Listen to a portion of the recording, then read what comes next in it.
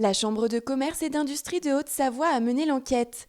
Sur 400 entreprises, principalement de très petites, ayant répondu à son questionnaire en ligne, elle constate que 76% des professionnels enregistrent des baisses de chiffre d'affaires.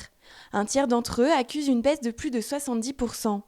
Moi, je ne crois pas à un miracle d'une reprise fulgurante. Ça, c'est évident.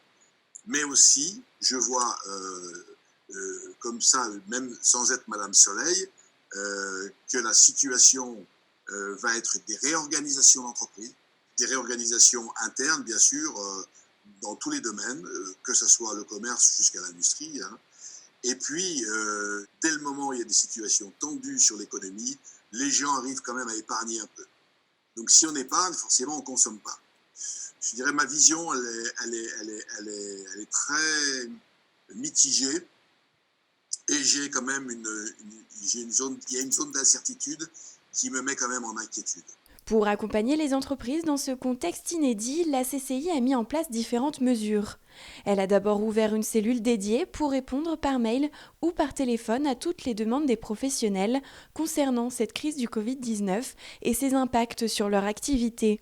À ce jour, sur cette cellule, on a réceptionné et traité environ 1000 demandes d'entreprises, avec bien entendu au démarrage beaucoup de questions sur les modalités de continuité, comment je fais pour pouvoir poursuivre mon activité et est-ce que, le cas échéant, j'ai droit au chômage partiel.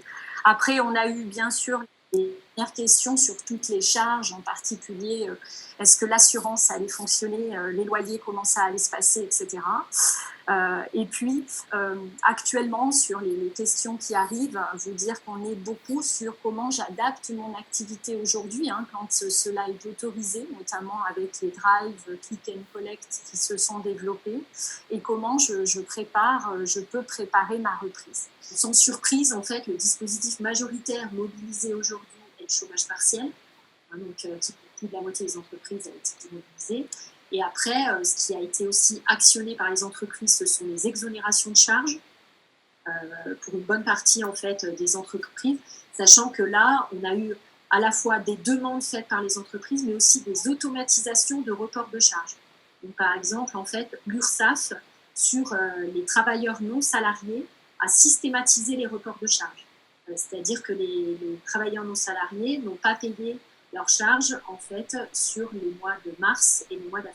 La Chambre de commerce et d'industrie de Haute-Savoie réfléchit désormais comme beaucoup d'acteurs du monde économique à l'après. Pour affronter le déconfinement, le président de la CCI a notamment demandé au conseil départemental de soutenir les entreprises, en particulier les très petites, dans les secteurs du commerce, du tourisme et du BTP par des dispositifs complémentaires à ceux mis en place par l'État et la région.